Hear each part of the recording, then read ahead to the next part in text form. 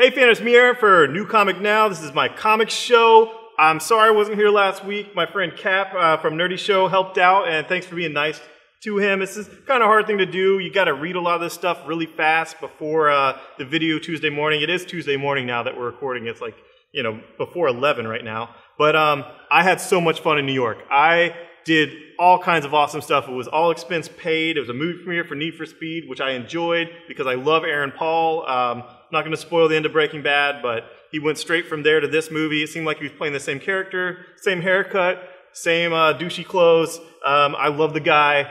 I thought he did great. I'm glad he's heading up what will probably be a franchise for him. And he was such a sweetheart. I loved hanging out with him. I loved talking to him. I got a picture with him. That was my main goal. And hopefully we have the picture of him up. And he and I, we bonded. Our names both Aaron. So at least I bonded with him. I don't know. He smiled a lot.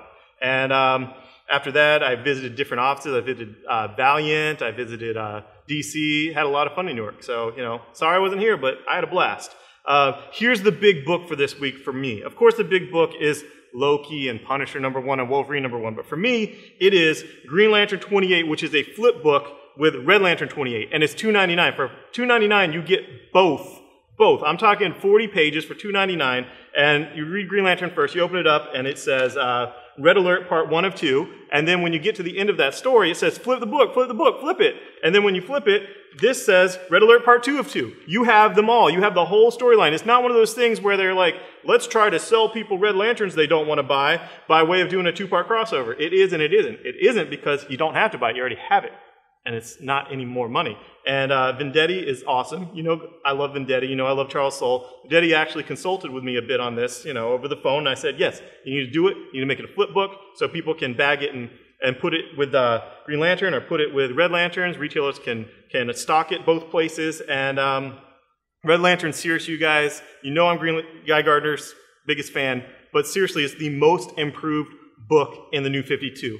Yes, Green Arrow is very much improved, but Green Arrow is still Green Arrow. You know, he has a freaking TV show. He's always had great runs in the series. Red Lanterns was the book of why does it even exist? Why do we even have a Red Lanterns comic book? And Charles Soule came on and made it amazing. And I love this little story here. It involves a red daughter. It looks like red sun font for, you know, Superman Red Sun. And Kara L has the Red Lantern ring. You got a lot of good stuff with some greens. You got some St. Walker again, and it was just a really fun single-issue story. And you know, we know what's going on with Green Lantern if you're reading that, and that'll continue. And if you want to continue the Red Lantern story, it can continue with Supergirl and all that craziness as Guy Gardner and the Reds run 2814, which is a sector of space that involves Earth. And this book came out right now, 2814, this Saturday, which is February 8th. 2014, 2814. We're going to have Charles Soule here for a huge, huge party. You can get that signed here among the other, like, 6 titles he writes a month. Charles Soule's the man. I'll talk about him more later. He also did Swamp Thing. Talked so much about Red Lanterns, I'm not going to talk about Swamp Thing. But I love his run of Swamp Thing. It's great. And there's some seeds of that big Justice League dark crossover that was hinted out with that 2-page spread last week. There's I didn't mean to say seeds because of Swamp Thing, but there is some stuff. There's some of those characters that have not been in Swamp Thing that were on that image. At least one's in this book. Forever Evil #5. I read this in the DC offices. I saw a kind of a proof copy of it, and I just grabbed it and I had to read it. I'm like, stop the tour, stop introducing me to editors. Dan Adio can wait. I need to read this book. And I just read the book there. And I love Sinestro versus Power Ring. I'm not going to tell you how that turns out. You see this new Justice League on the cover. I'm sure you've heard of the Justice League with Luthor and, you know, all the promos for Justice League 30. But here's what it was. You know I see Guy Gardner everywhere. But it really is shades of Guy Gardner. When Justice League #1, which became international, Guy starts by saying, I'm going to be the leader of Justice League. Sure, he got knocked out with one punch a few issues later. But it's Batman's Guy Gardner in here. There's this new Justice League with Lex and all those guys, and he's like, all right, well, I'm going to be the leader. And it's just like, no, you're not. Guy Gardner wasn't the leader. You're not going to be the leader. Stop being so pretentious. You know, you're one hero on a team full of villains. You just need to take the back seat, Batman. And I thoroughly enjoyed it. And it also hints to the big picture of what Forever Evil is, the big thing of what the big bad is. And it's there. It's there, like, why is the crime syndicate here on our Earth? What destroyed their Earth? Did we even really think about that when we were like, what happened to Justice League? What happened to this? What happened? Oh, shiny thing, everything's terrible. The sun's eclipsed. Jeff Johns crazy. Did we really think of who destroyed their Earth, and is that coming to this Earth? And, you know, fun. Gothtopia Part 2 is out. If you liked it in 27, you'll get more of that. Great art, and I like how it bounces back between real-world Batman and Gothtopia Batman, and I have no idea what's going on, but it's pretty, and I like Layman, and I'm enjoying it. Joker's Daughter, this is Bennett. She is a protege of Scott Snyder, and she did that Lobo one-shot for Villains Month. Don't blame her for that. I would defend, I liked her writing style in that. I didn't, you know, sorry not sorry, I like the writing style. But I'm not a fan of Pretty Boy Lobo, you know, but that's the assignment she was given, right? 20 pages of Pretty Boy Lobo, and she did it. But this was fun. And the assignment she was giving here is make Joker's Daughter a legitimate character. Make us care about her. Make her, set her up for some awesome stuff to come in the future. And Batman always has to have renewed villains, new creations. And, you know, it's kind of like Duella Dent, but it's Joker's Daughter. I enjoyed it. I like this issue. If you have any inkling that you might like Joker's Daughter as more than just a gimmick 3D cover, check this out. It was a great one-shot. And speaking of great one-shots and new villains, that Harley Quinn, she was a new villain in the 90s, and this 100-page spectacular was great. If you're a Harley Quinn fan, it has a lot of oddities, a lot of rare bits in there. It has some of the Batman black and white stuff. It has the 2-page origin stuff. It was great. Moving on to Vertigo, got another issue of TRILLIUM, and this one just, you know, they're just like, hey, screw you guys, you're going to be flipping this book the entire time. It's not read this way and then turn it over and read that way. His pages are like this, her pages are like this, you know, like men are from Mars, women are from Venus. You're just flipping this book entirely, and I love it. I can't wait until it's a great sci-fi romantic comedy, you know, by Warner Brothers. But I'm really enjoying TRILLIUM. Moving on to Marvel, this is the, trust me, this really is a #1. It's not a first part of a storyline or point now. It's Loki. It's the guy that writes Mighty Avengers. I really enjoyed it. I like Loki. Why doesn't he have his own series? He's great. I know he had his own series with Journey of Mystery. I love that. I loved him in Young Avengers. This is not the same writer, but I liked it. And the Avengers are in it. Just like how Loki was in the first issue of Avengers way back in the day, the Avengers are in the first issue of Loki. And I like this kid. It's fun. I'm enjoying it. I like the mischief. I like the craziness. I like having a villain have the spotlight. And I'm going to be giving Loki out free on Wednesday when you buy a beer in the Geek Easy. So buy a beer. It's not a trick. Trust me. You buy a beer, any beer, you can get Loki #1 for free on Wednesday in the Geek Easy. It's going to be fun.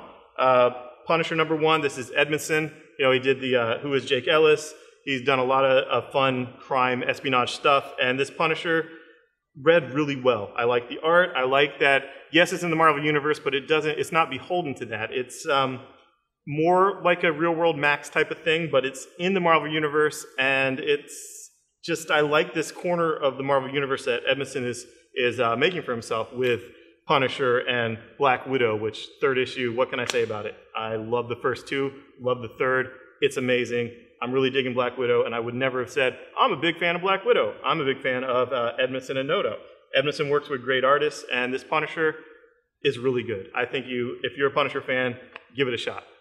Moving on to Wolverine, I love Paul Cornell, I love Stegman. This is so freaking weird. This is so freaking weird. He has a gun, he has like these Papa Claws, he has this armor, he doesn't have his healing factor anymore. These are not spoilers that happened in this issue, this is what happened before this. So this is, you hit the ground running, I'm helping you out here, I'm not spoiling stuff. It starts with that, he has a big old scar, and he's doing some type of like special ops for some dude, and he has his own team, and it's all crazy, and what's he trying to prove here? It's nuts. Lots of action, lots of craziness. I don't know how I feel about it. I really don't know. I like when they try new things. I loved Otto Spidey. You know, I love the Superior Spider-Man. This is really freaking weird, but, you know, give it a shot. If you don't like it, you know, you can always sound off that you don't like it.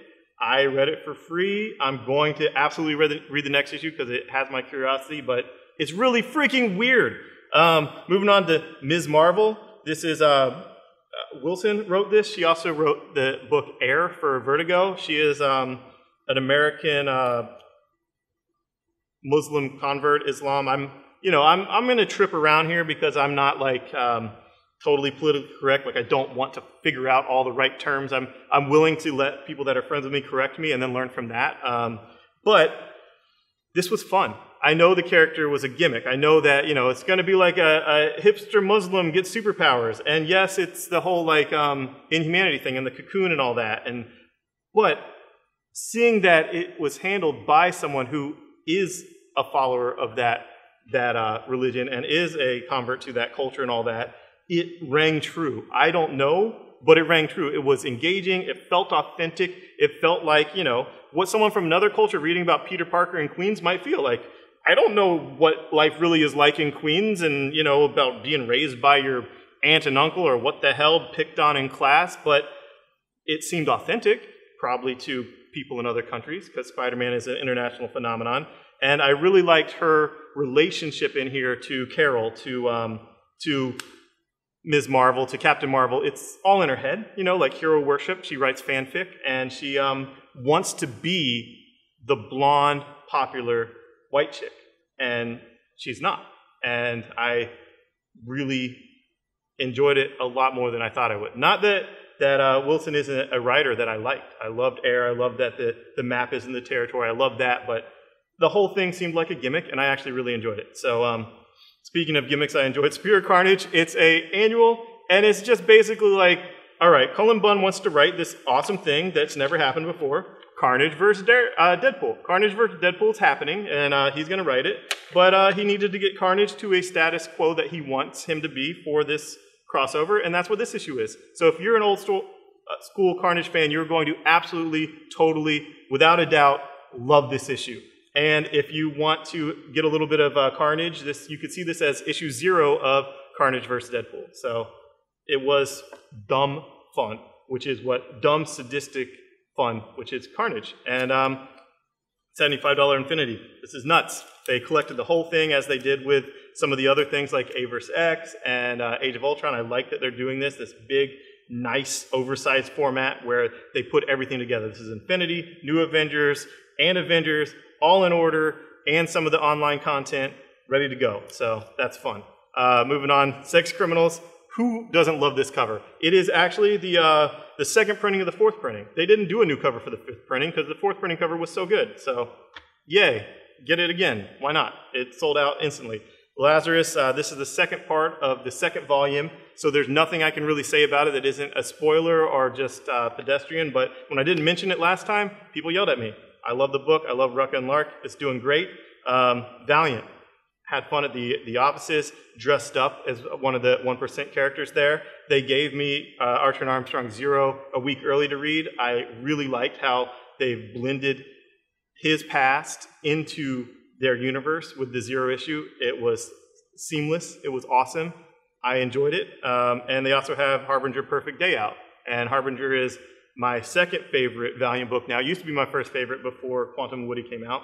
And it's a great book to read in volumes. This is not a Valiant book, even though Turok Dinosaur Hunter used to be published by a previous Valiant, but it was quite good. Greg Pak wrote it, the same guy you love from some Valiant books, the same guy you love from Superman Batman, or Batman Superman, and it's Dinosaur Hunter, and great art, and he's, dinosaurs and him, and then there's like, I don't know, like Crusaders versus dinosaurs versus Turok versus Awesome. So if you like the video game, if you want anything to do with it, it's really well done. If you have anything of, I want to see a Dinosaur Hunter in a comic book, this is that done well. And finally, Lock and Key, Alpha and Omega, Volume 6, the finale is out, and I loved this series.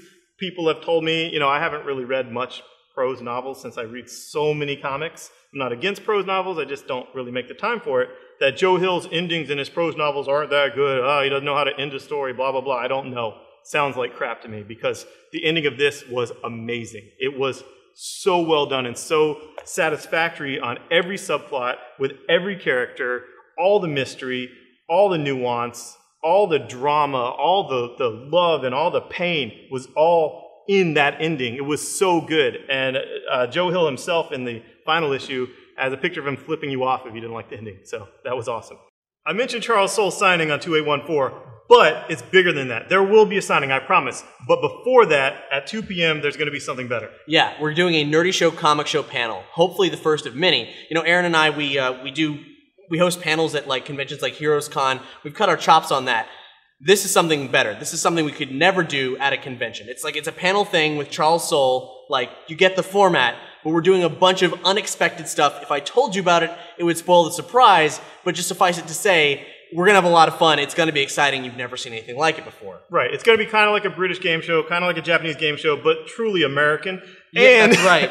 And I'll have some free stuff for you, free comics that you can get signed, and you will have a ticket to be first in line for the signing if you come to this show. And there'll be some Q&A. Yeah. You'll have fun. It'll be interactive. Yeah, come early, contribute to the show. If you're in Orlando, come out. If you're in Florida, come out. And if you're online, you can stream this whole thing. It's going to be at nerdyshowlive.com. We're streaming the entire panel. So 2 p.m. hopefully we'll start promptly.